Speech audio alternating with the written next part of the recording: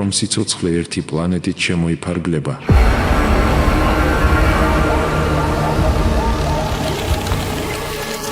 თუმცა სიცოცხლის ბუნება და წესი გავრცელებაა.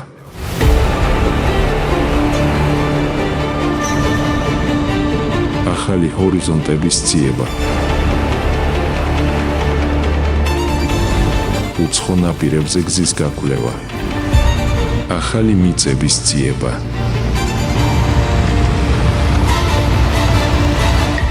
კოსმოსში კვალის დატოვება.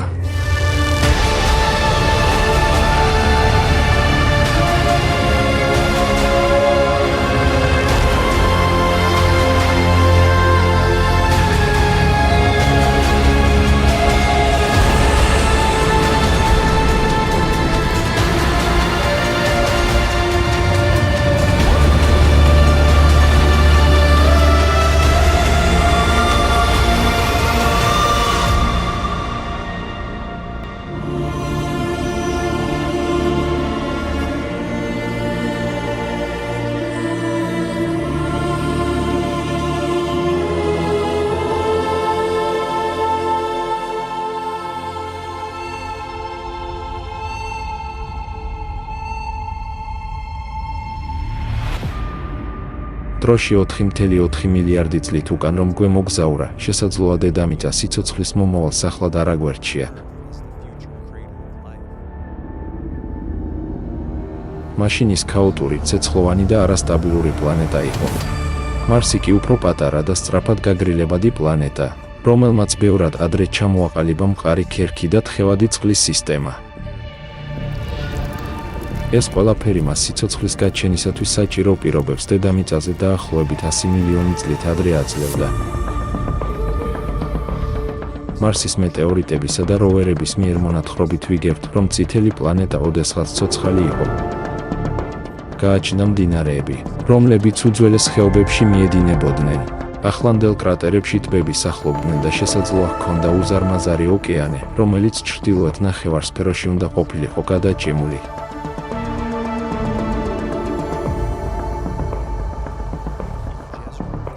ჯეზეროს კრატერში, უძველესი მდინარის დელტაში, ნასას როვერმა აღმოაჩინა უცნაური ქვა, სახელად ჩეიავა პოლსი, რომელიც დაფარულია ფერმკრთალი, ლეოპარდის ლაქების მსგავსი სტრუქტურებით, რომლებიც მილიარდობით წლის წინ თხევადი წყლის არსებობისას წარმოიქმნა. თითოეული ეს ლაქა მდიდარია მინერალებითა და ორგანული მოლეკულებით, ისეთებით, რომლებიც დედამიწაზე ხშირად მიკრობულ აქტივობაზე მიუთითებს. ამ ეტაპზე მკვლევრებს ამ ნიმუშებისთვის საბოლოო, არაბიოლოგიური ახსნა არ აქვთ. ეს ნიშნავს, რომ შესაძლოა ვუყურებდეთ მარსის უძველესი მიკრობების ნამარხებს. ჩვენს პირველ რეალურ შეხებას უცხო პლანეტურ სიცოცხლესთან.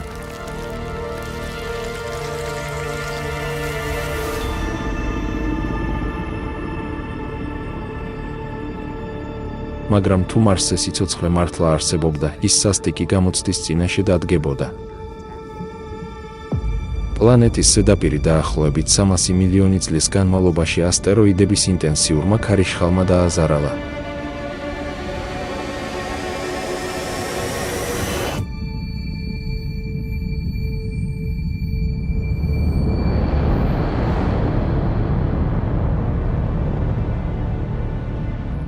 ზედაპირზე არსებული სიცოცხლისთვის ეს მოვლენა აპოკალიფსური იქნებოდა. თუმცა მიწის ქვეშეთში ყველაფერი სხვაგვარად შეიძლებოდა ყოფილიყო. ძლიერი დაჯახებებისას გამოყოფილი სითბო შესაძლოა მინერალებით მდიდარ ათასობით მიწის ქვეშა წყლის სისტემას ქმნიდა, რომლებიც მილიონობით წლის განმავლობაში შენარჩუნდებოდა. ეს იქნებოდა ზედაპირზე არსებული ქაოსისგან დაცული იდეალური ინკუბატორი სიცოცხლისთვის.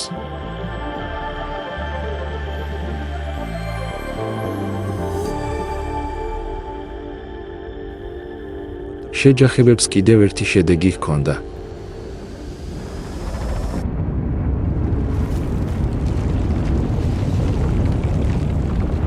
აფეთქებების დროს კოსმოსში გაფანტული მარსული ქანები მთელ მზის სისტემაში გავრცელდა. მილიარდობით ტონა მასალა საბოლოოდ დედამიწაზეც მოხვდა.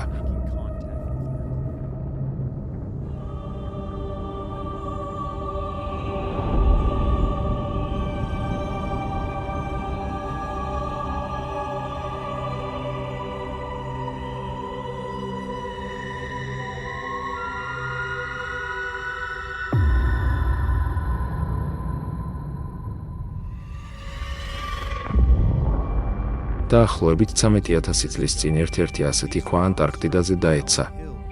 აღმოჩნდა, რომ იგი მარსის რომელიღაც კანიონიდან იმ ეპოქიდან მომდინარეობდა, როდესაც პლანეტაზე ჯერ კიდევ იყო თხევადი წყალი. ამ მეტეორიტის სიღრმეში მეცნიერებმა აღმოაჩინეს უცნაური სტრუქტურები, რომლებიც გაქვავებულ ბაქტერიებს წააგავდა. დღეს ისინი სავარაუდოდ ბუნებრივ მინერალურ წარმონაქმნებად ითვლება. მაგრამ ამან ერთ ფუნდამენტურ კითხვამდე მიგვიყვანა.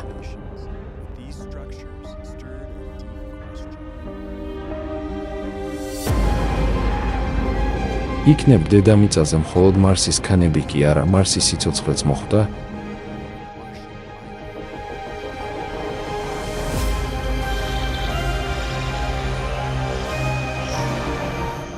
იქნებ ჩვენი უძველესი წინაპრები მარსიდან?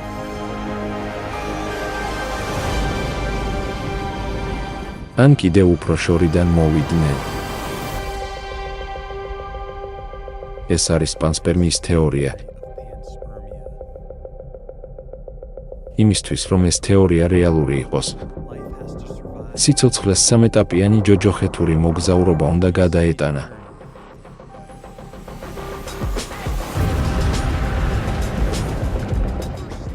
პირველი ეტაპი კოსმოსში გაშვებისას გადარჩენა. ამ დროს სიცოცხლეს უნდა გაეძლოთ ყუიაზე რამდენჯერმე სწრაფად მოძრავ ქვის ფრაგმენტებზე, რომელთა ზედაპირული ტემპერატურაც 1000 გრადუს ცელსიუსს აღემატება. მეორე ეტაპი მილიონობით წლის განმავლობაში კოსმოსის კრიტიკულად ცივ ვაკუუმში წყლის, ჰაერისა და საკვების გარეშე ულტრაიისფერი გამოსხივების მუდმივი ზეწოლის პირობებში გაძლება.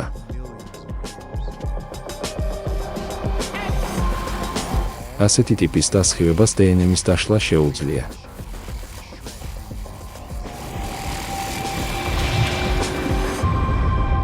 და დასკვნითი ეტაპი ახალ პლანეტაზე ცეცხლოვანი მოვლენების თანხლებით შესვლის გადატანა, როდესაც კოსმოსის ყინვა გამოვლილი სიცოცხლის თავშესაფარი ცეცხლოვან ბურთად იქცევა.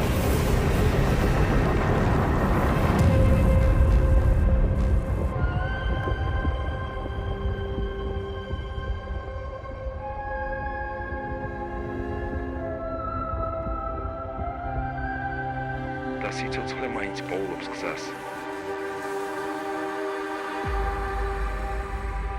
ბაქტერია ბაცილუს სუბტილუსის სპორები ქანის შიგნით მხოლოდ რამდენიმე მილიმეტრის სიღრმეზე ცოცხლად იქნა აღმოჩენილი.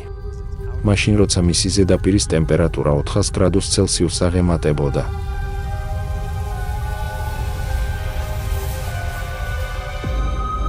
ნელმავლები ერთ-ერთი ყველაზე პატარა და გამძლე არსებები არიან, რომლებიც, როგორც ცნობილია, კოსმოსის ვაკუუმში მინიმუმ 10 დღის განმავლობაში იცოცხლებენ ყოველგვარი დამცავი საშუალებების გარეშე.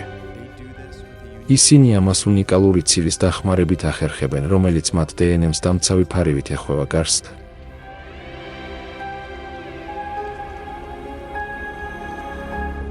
რადიაციის მიმართ უდავო ჩემპიონი კი ბაქტერია Deinococcus radioduransია. მას შეუძლია გაუძლოს რადიაციის ისეთ დონეს, რომელიც ადამიანისთვის სასიკვდილო დოზას 1000-ჯერ აღემატება. მისი განსაკუთრებული უნარი საკუთარი დაშლილი დნმ-ის ხელახლა აწყობაა და შეუძლია მთელი გენომის აღდგენა რამდენიმე საათში.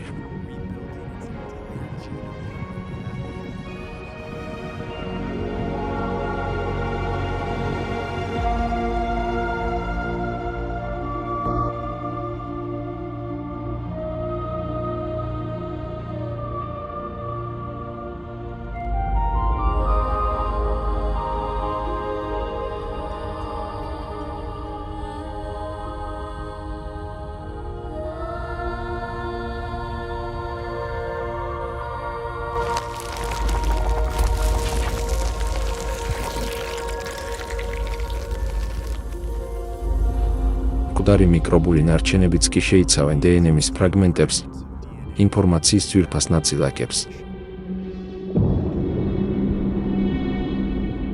ეს ფრაგმენტები შესაძლოა დედამიწის პირველყოფილ ორ მტრიალში მოხვედრილიყვნენ და სიცოცხლის დასაწყებად საჭირო მზა მასალა მოეწოდებინა.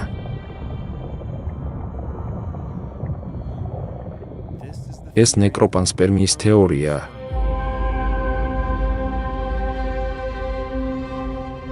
სიცოცხლისთვის აუცილებელი მოლეკულები შესაძლოა ჩვენს პლანეტაზე უცხო პლანეტიდან მოხვდა.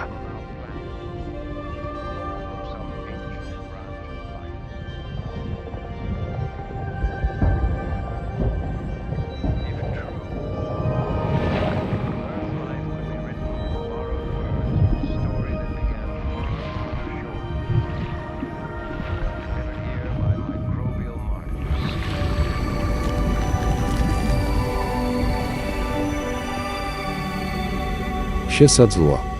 ყველაფერი პირიქითაც იყო.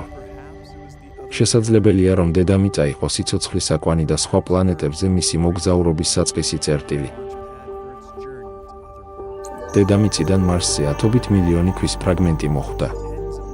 მაგრამ ვენერამ მისი უფრო ახლო ორბიტის გამო შესაძლოა გაცილებით მეტი მასალა მიიღო. ამ სამმა პლანეტამ მილიარდობით წლის განმავლობაში მეტეორების ერთგვარი სავაჭრო ქსელი შექმნა, სადაც მილიარდობით ფრაგმენტი ცირკულირებდა.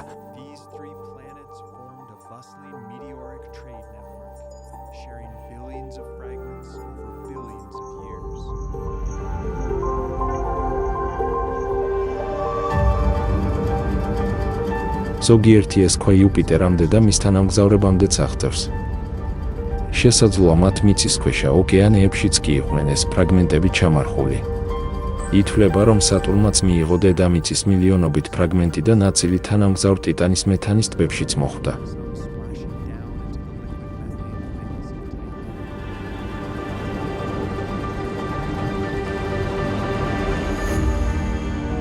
ამ პერსპექტივიდან მზის სისტემა შეიძლება წარმოვიდგინოთ როგორც სიცოცხლის თანავარსკვლავედი.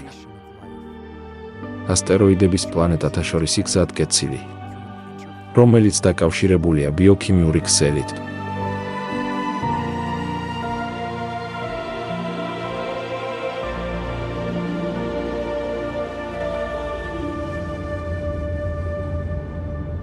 მაგრამ ეს შესაძლოა მხოლოდ დასაწყისია.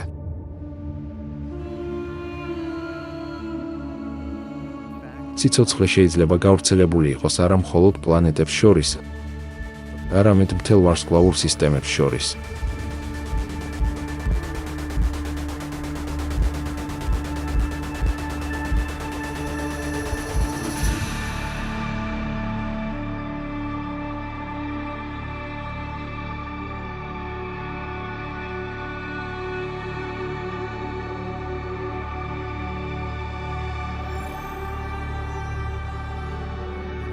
ჩვენს კოსმოსურ სამეზობლოში ვარსკვლავებს შორის საშუალო მანძილი დაახლოებით 4 სინათლის წელია, რაც დაახლოებით 40 ტრილიონი კილომეტრია. ასეთ მანძილებზე მოგზაურობა სიცოცხლის გადარჩენას უკიდურესად ართულებს, მაგრამ სრულად არ გამორიცხავს.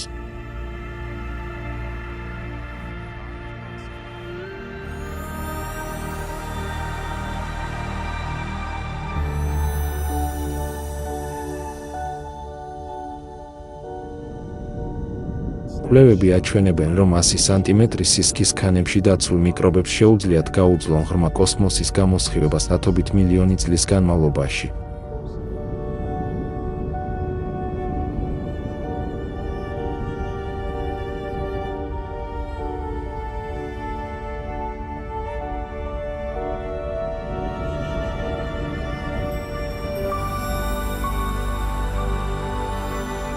კომეტებს შეეძლოთ და შეუძლიათ იდეალური ვარსკვლავთშორისი მატარებლები იყვნენ. რადგან მათი სქელი ყინულის მანტია რადიაციისგან დამცავ ბუნებრივ ფარს ქმნის.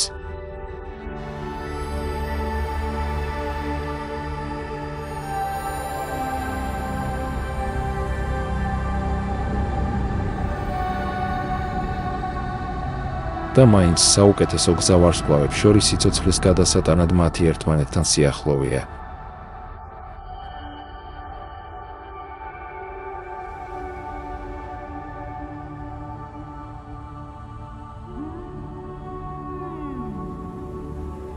ვარსკვლავების უმეტესობა იბადება მჭიდრო გროვებში, სადაც სხვა ვარსკვლავები ერთმანეთთან ბევრად უფრო ახლოს არიან. ვიდრე მათი ისტორიის ნებისმიერ სხვა ნაწილში. ასეთ გარემოში ვარსკვლავებს შორის მანძილი სინათლის ცლებად კი არა. სინათლის თვეებად ან კვირებად იზომება.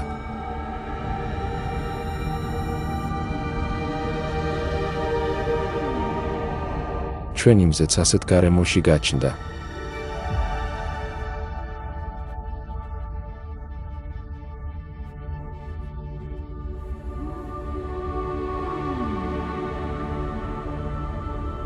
დაახლოებით 90 მილიონი წლის განმავლობაში ჩვენს მზის სისტემას და მის მეზობლებს შეეძლოთ ერთმანეთთან 30 კვადრილიონამდე მყარი ობიექტის მიმოცვლა.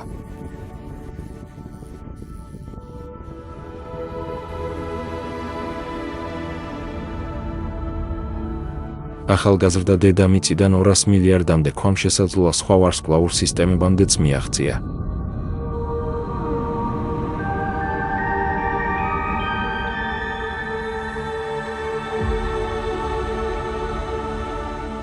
თუ ოდესმე ახლო მდებარე პლანეტებზე დავეშვებით, შეიძლება აღმოვაჩინოთ, რომ ისინი ჩვენი გენეალოგიური ხის ნაწილი არიან.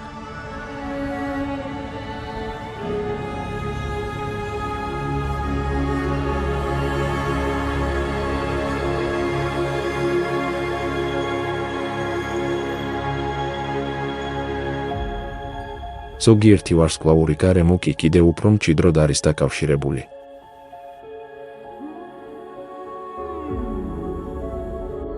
სფერული გროვები ჩვენი გალაქტიკის გარშემო მოძრავი ვარსკვლავების უკიდურესად მჭიდრო გროვებია და ისინი ათასობით ან მილიონობით მზის მსგავს ვარსკვლავს შეიცავენ.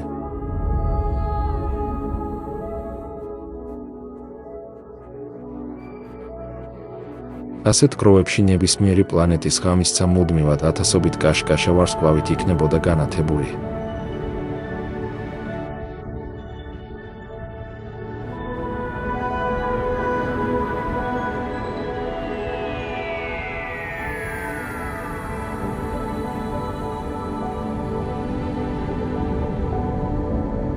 ასეთ პირობებში მიკრობული სიცოცხლის მატარებელ ასტეროიდს შემდეგ ვარსკვლავურ სისტემამდე მისაღწევად მილიონობით წელი აღარ დასჭირდებოდა. შესაძლოა მხოლოდ ათასობით წელი.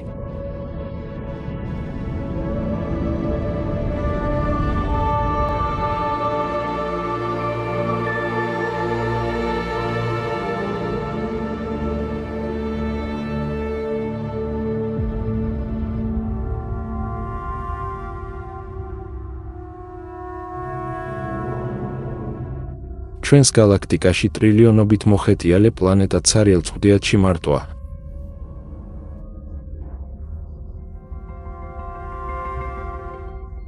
მათი ზედაპირი თითქმის აბსოლუტურ ნულამდეა გაყინული.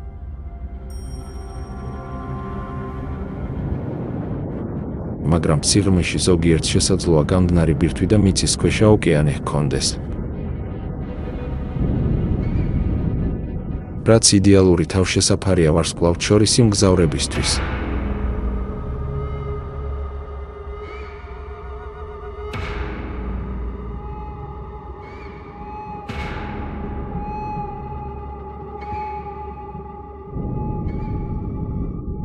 დაფარული ბიოსფეროები მილიონობით ან მილიარდი წლის განმავლობაში უსაფრთხოდ იხეტიალებენ კოსმოსში თავად პლანეტის გამოყენებით, როგორც ვარსკვლავური ხომალდის.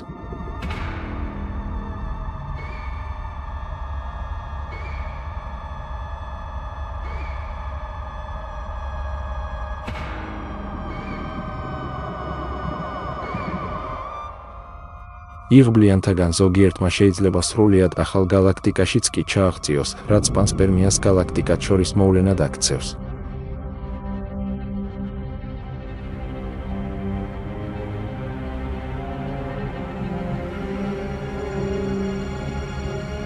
მაგრამ იქნებ სიცოცხლეს საერთოდაც არ სჭირდება ქვა ან პლანეტა გადასაადგილებლად.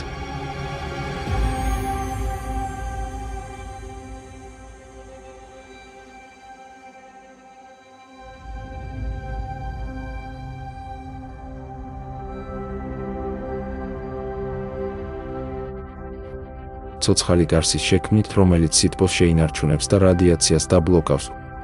უჯრედების კოლონიებს შეუძლიათ საკუთარი თვითქმარი საცხოვრისების შექმნა, რომლებიც კოსმოსში მინიატურული ცოცხალი პლანეტებივით დახეტიალობენ. შიგნით ისინი შეინახავენ თხევად წყალს, გადაამუშავებენ საკვებ ნივთიერებებს და გამოიყენებენ შორეული ვარსკვლავების სუსტ სინათლეს ენერგიისთვის.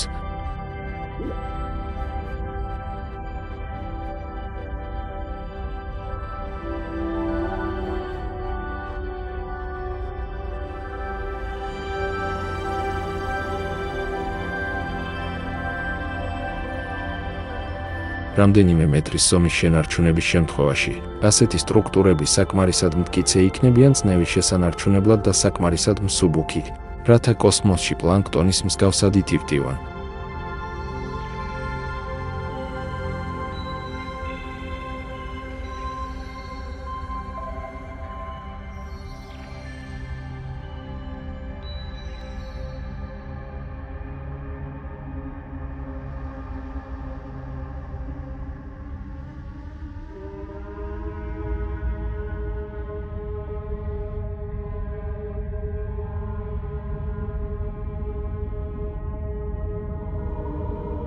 წარმოიდგინე არსება, რომელიც მთელ პლანეტას უტოლდება.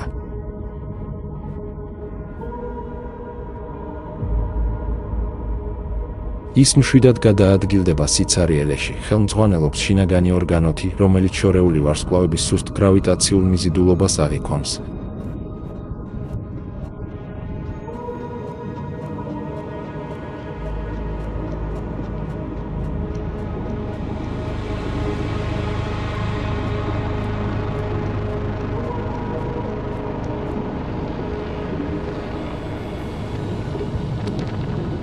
მისი სრულიად უცხო ბუნების მიუხედავად, ის ერთ ნაცნობ მიზანს ემსახურება და ეს მიზანი შთამომავლობის გავრცელებაა, მთელი პლანეტების ინკუბატორებად გამოყენება.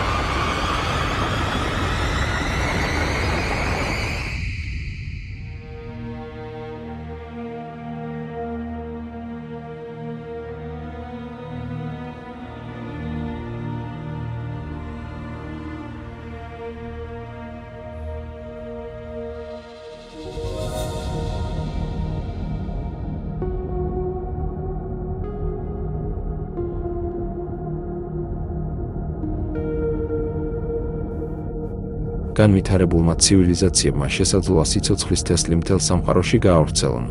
თითქოს ისინი კოსმოსური მებაღეები იყვნენ და საკუთარი სახეობის სარეზერვო ასლებს ქმნიდნენ.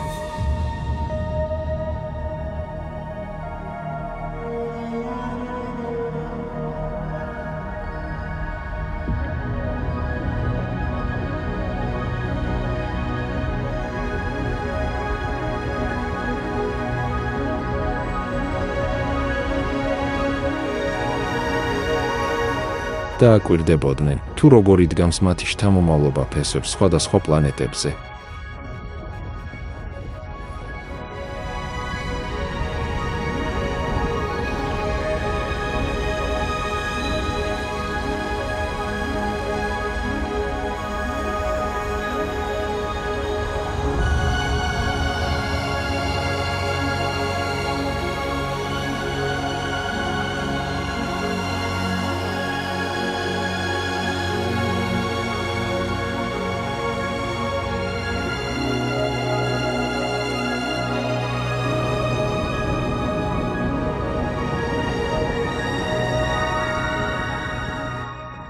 და შესაძლოა ერთ დღეს აღმოვაჩინოთ, რომ ჩვენი სიცოცხლის ხე სხვა ცივილიზაციის უძველესი ექსპერიმენტის მხოლოდ ერთი ტოტია.